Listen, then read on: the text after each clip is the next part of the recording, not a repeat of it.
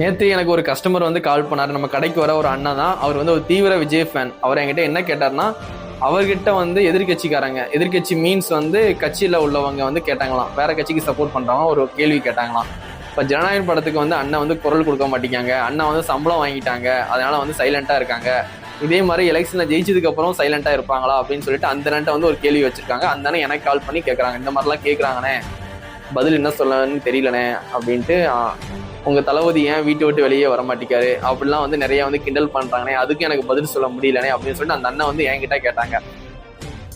இப்போ வந்து நேற்று போன வாரம் கூட ஒரு மீட்டிங் வந்து நடந்துச்சு. அதில் கூட அண்ணன் வந்து விஜய் வீட்டை விட்டு வெளியே வா அப்படின்னு சொல்லி வந்து எதிர்கட்சிக்காரங்களாம் வந்து விமர்சனம் வைக்காங்களா, வீட்டுக்குள்ளே இருக்காரு அப்படின்ட்டு அவங்களுக்குலாம் பதிலடி கொடுக்குற மாதிரி அண்ணன் வந்து ஒரு வார்த்தை விட்டாங்க. நாளைக்கு ஃபேன்ஸ் யாரும் இப்படி கேட்டக்கூடாது, விஜயனை எப்போதான் வீட்டை விட்டு வெளியே வருவீங்க, வீட்டை விட்டு வெளியே வாங்கினேன் அப்படின்னு வந்து ஃபேன்ஸ் கேட்குற மாதிரி வந்து வச்சுக்க கூடாது.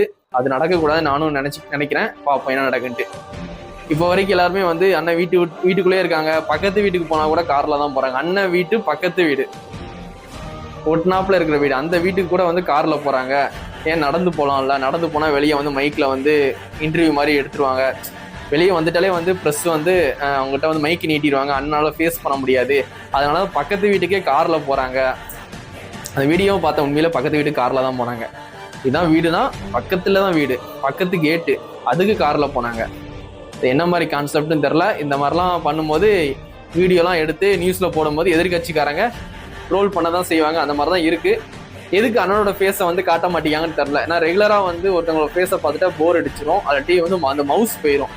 அதனால மக்கள் கிட்ட வந்து ஃபேஸை வந்து அப்பப்போ தான் காட்டுறாங்க. இது டிவிக்கில் உள்ளவங்களே சொல்லியிருப்பாங்க, நீங்க அடிக்கடி வந்து ஃபேஸை காமிச்சிங்கன்னா அவங்களுக்குலாம் வந்து ஒரு மவுஸ் போயிடும்.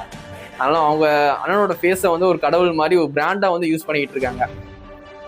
அண்ணன் மட்டும் இல்லை, எவ்வளோ பெரிய ஃபுட்பால் பிளேயரு, கிரிக்கெட் பிளேயராக இருந்தாலும் சரி, உங்களுக்கு வந்து டெய்லி ஒரு 3 நாள் கண்டினியூஸாக நீங்கள் பார்த்துட்டீங்கன்னா உங்களுக்கு வந்து எதிர்பார்ப்பு போயிடும். அடுத்த 4வது டைம் வந்து நம்ம தான் பார்த்துட்டோம்ல அப்படின்ட்டு ஒரு எதிர்பார்ப்பு போயிடும். அந்த எதிர்பார்ப்பு போயிடக்கூடாது, அதை வச்சு தான் வந்து ஜெயிக்கணும், விஜயனோட ஃபேஸ் கிட்ட வச்சு தான் ஜெயிக்கணும்னு காண்டி தான் அண்ணனை வந்து வெளியே காட்டாமலே வச்சிருக்காங்க.